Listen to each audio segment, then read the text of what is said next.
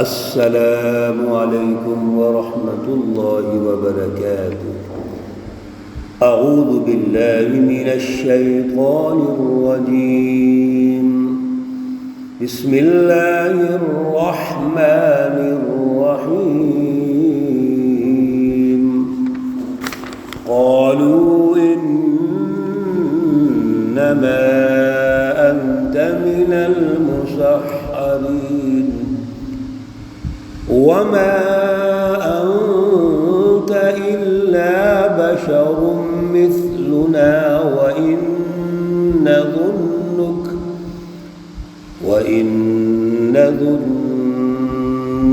لمن الكاذبين۔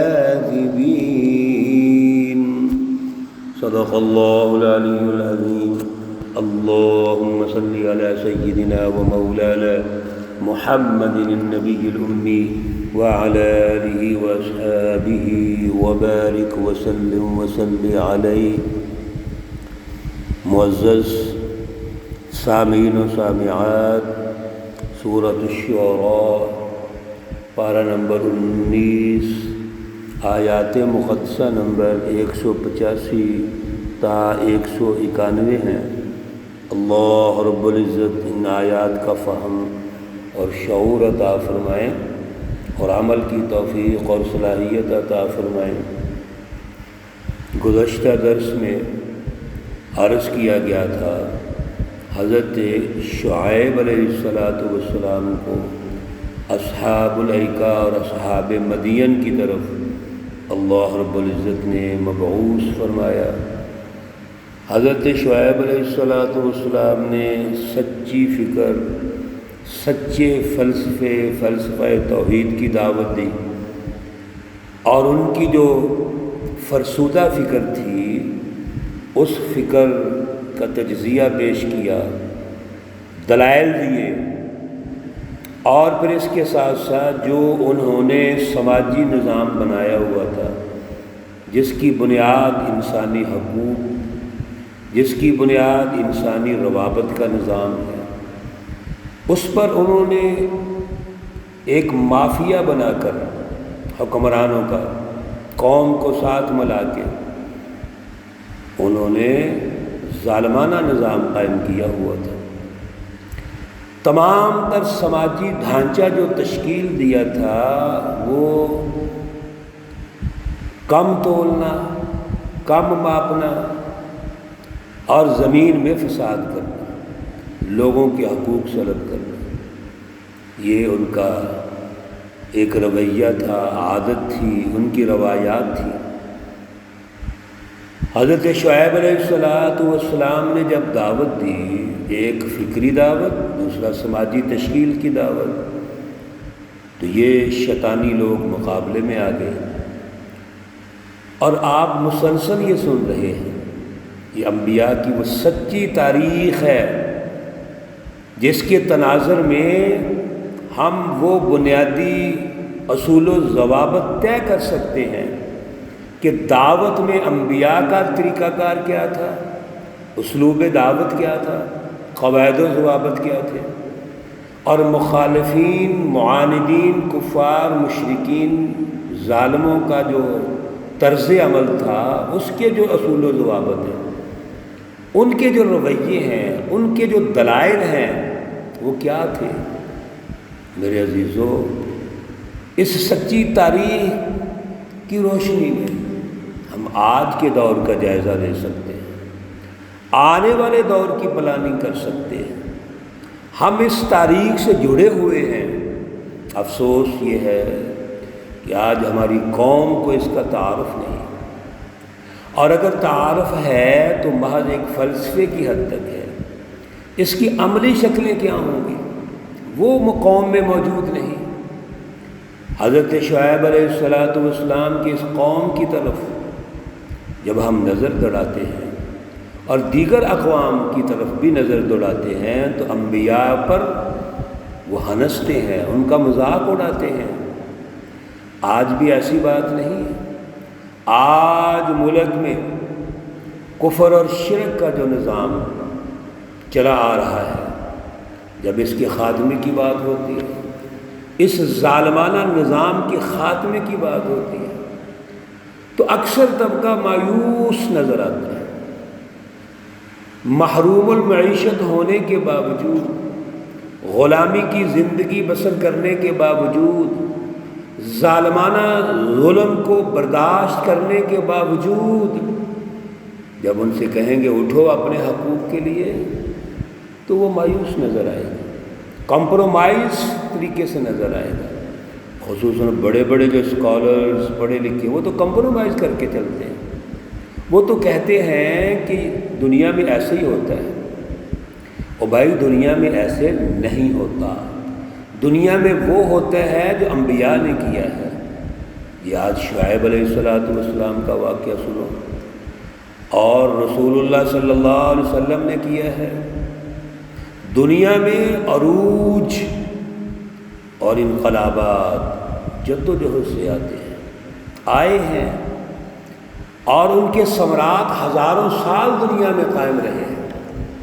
اس لیے یاد رکھیے انبیاء علیہ السلام کی اس سچی تاریخ کو سننے کا، سمجھنے کا جو مقصد ہے وہ دور حاضر میں عملاً سسٹم کیسے قائم ہوگی اس کی رہنمائی ہے۔ کیا کہتے ہیں شعیب علیہ السلام کو؟ انما انت من المسحرین، کہنے لگے آپ کو تو کوئی جادو کر گیا ہے، آپ جو گفتگو کر رہے ہیں یہ ایسے لگتا ہے جیسے عقل سے فارغ ہو گئے۔ استغفر اللہ معاذ اللہ۔ یہ کیوں کہتے تھے وہ؟ اس لیے کہہ رہے ہیں کہ جو ان کا سسٹم تھا اس سسٹم کو تبدیل کرنا یا تبدیل کرنے کے بارے میں سوچنا یا سوچنے کی دعوت دینا وہ تصور بھی نہیں کر سکتے۔ وما انت الا بشر مثلنا، تم پہلے یہ تو بتاؤ تم تو ہماری طرح کے انسان ہو، بلکہ انسان تو ہماری طرح ہو لیکن اگر آپ کا رہن سہن دیکھیں، اٹھنا بیٹھنا دیکھیں، وہ تو ہم سے بھی گٹھیا ہے۔ جیسے پیچھے آپ نے حضرت نوح علیہ السلام کے واقعہ میں سنا کہ مخالفین نے نوح علیہ السلام کی قوم کو کمینے اور گٹھیا قرار دے دیا۔ وَإِنَّ ظُنُّكَ لَمِنَ الْكَاذِبِينَ، اور ہمارے خیال میں، ہمارے گمان میں تو ایک جھوٹا انسان ہے۔ یعنی شعیب علیہ السلام کو جھوٹا کہہ رہے ہیں۔ میرے عزیزو، شعیب علیہ السلام کے کردار کے حوالے سے اگر سوچا جائے تو یہ قوم کو اعتراض نہیں کرے گی۔ آپ کی امانت داری، آپ کی دیانتداری، آپ کے تقوی کے بارے میں وہ اعتراض نہیں کرے گی، بلکہ دوسری جگہ پر اللہ رب العزت فرماتے ہیں، کہتے ہیں قالوا یا شعیب اصلاتک تأمرک ان نترک ما یعبد آباؤنا، اے شعیب کیا تیری نمازیں، تیرا تقوی، یہ جو تم بظاہر بڑے پرہیزگار لگتے ہو، یہ اس چیز کا حکم دیتے ہیں کہ ہم اپنا سسٹم چینج کر لیں؟ یعنی مذاق اڑاتے ہیں۔ اور ایک اور بڑی سخت بات کہی انہوں نے، فَأَسْقِطْ عَلَيْنَا كِسَفًا مِنَ السَّمَاءِ إِن كُنتَ مِنَ الصَّادِقِينَ، اگر تو بڑا ہی سچا ہے، تو اپنے آپ کو بڑا اعلیٰ سمجھتا ہے، رتبے والا سمجھتا ہے اور اللہ کی جو باتیں کرتا ہے، پھر اللہ سے کہو کہ ہمارے اوپر کوئی ٹکڑا آسمان سے عذاب کا نازل فرما دے۔ قال، حضرت شعیب علیہ السلام نے فرمایا، ربی، میرا پروردگار، اعلم، زیادہ بہتر جانتا ہے، بما تعملون، جو تم کرتے ہو۔ میرا کام یہ نہیں ہے کہ میں عذاب کے لیے دعائیں کروں یا عذاب نازل کرواؤں، میرا کام تو دعوت ہے۔ میرا کام تو یہ ہے کہ اللہ نے میری ڈیوٹی لگائی ہے، رسول بنایا مجھے کہ میں سچی رہنمائی تمہیں سکھاؤں، تمہیں سمجھاؤں۔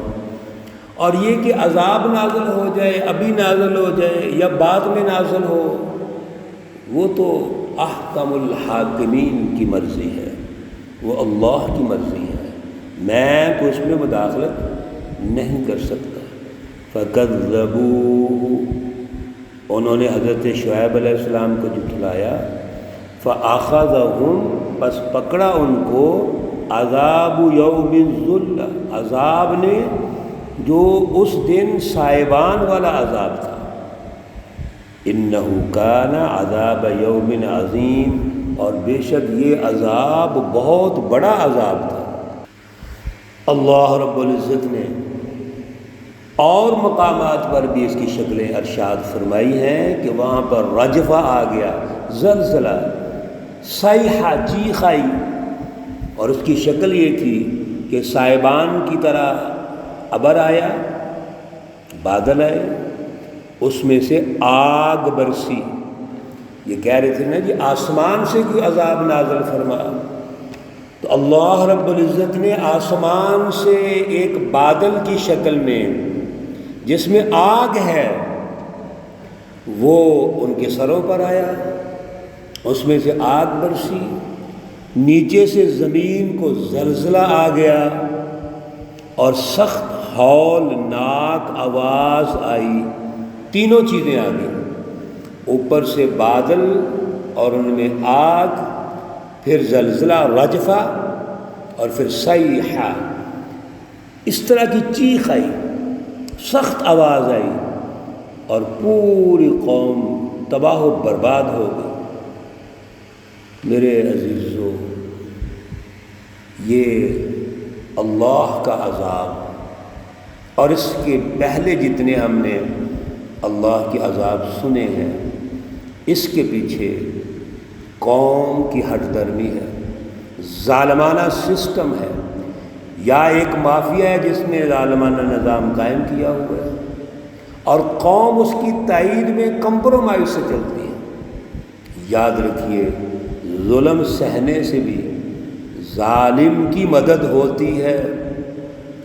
جب آپ کمپرومائز کریں گے ظالمانہ نظام سے تو ظالمانہ نظام تو تا دیر قائم رہے گا۔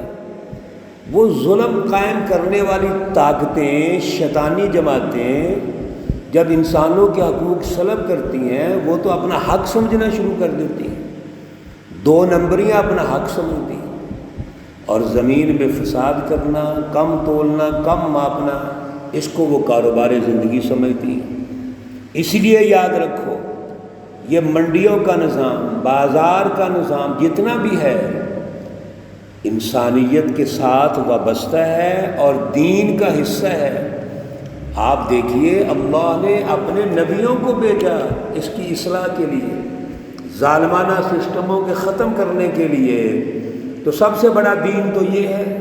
آج ایک نیا طبقہ پیدا ہو گیا ہے جس نے اس معاشی نظام کو، سیاسی نظام کو دنیا قرار دے دی ہے۔ او بھائی، یہ دنیا ہے اگر، تو پھر اللہ اپنے نبیوں کو بھیج رہے ہیں۔ یہ دنیا نہیں ہے۔ انسانیت کے لیے آزادی کا نظام تشکیل دینا جس میں اللہ کی بالادستی ہو، انسانوں کو انسانوں کی غلامی سے نکال کر اللہ کی غلامی میں دینا، اور ظلم کا معاشی نظام ختم کرنا، یہ انبیاء کا مشن ہے، یہ سب سے بڑا دین ہے۔ اور یہاں پر ایسے ہی ہوا، اللہ کا عذاب آیا، وہ تباہ ہو گئے۔ ان فی ذلک لآیہ وما کان اکثرهم مؤمنین، یہ اللہ کی نشانیاں ہیں، اس پر غور و فکر کرو، اکثر لوگ ایمان نہیں لاتے۔ وَإِنَّ رَبَّكَ لَهُوَ الْعَزِيزُ الرَّحِيمُ، اور بے شک آپ کا رب غالب بھی ہے، زبردست بھی ہے، اور رحم کرنے والا بھی ہے۔ یہ رکوعات آج مکمل ہوئے، اور ہر رکوع کا آغاز انبیاء علیہ السلام کی دعوت، اور آخر میں ان ربک لہو العزیز الرحیم سے ہوا تھا۔ انشاءاللہ اگلا آخری رکوع ہے، اس کو ہم پھر شروع کریں گے، اگلے درس میں انشاءاللہ پڑھیں گے۔ اللہ رب العزت انبیاء کی اس سچی دعوت کو سچی تاریخ کو سمجھ کر دور حاضر میں عمل کرنے کی توفیق اور صلاحیت پیدا فرمائے۔ اللہ رب العزت تمام مرحومین و مرحومات کو جنت الفردوس میں اعلیٰ مقام عطا فرمائے۔ اللہ رب العزت تمام بیماروں کو شفائے کاملہ عاجلہ مستمرہ عطا فرمائیں۔ ربنا تقبل منا انك انت السميع العليم وتب علينا انك انت التواب الرحيم وصلى الله تعالى على النبي الأمي محمد وعلى آله وأصحابه أجمعين برحمتك يا أرحم الراحمين۔ السلام علیکم ورحمۃ اللہ وبرکاتہ۔